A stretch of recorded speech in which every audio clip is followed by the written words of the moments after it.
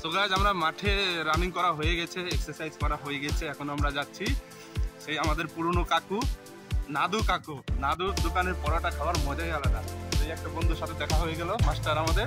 কেমন আছেন দাদা? ভালো। তো আমরা কোথায় যাচ্ছি এখন? নাদু কাকুর দোকানে। চলো দেখাবো নাদু কাকুর দোকানটা কিরকম। তো সঙ্গে থাকো, সাথে থাকো। এই আমরা চলে এসেছি এখন নাদু কাকার দোকানে। কাকু কেমন আছেন? ভালো আছেন তো? পরোটা আছে তো? আমরা পরোটা খেতে এসেছি অনেকদিন পর। হ্যাঁ, কত করে পরোটা? এক পিস 10 টাকা না?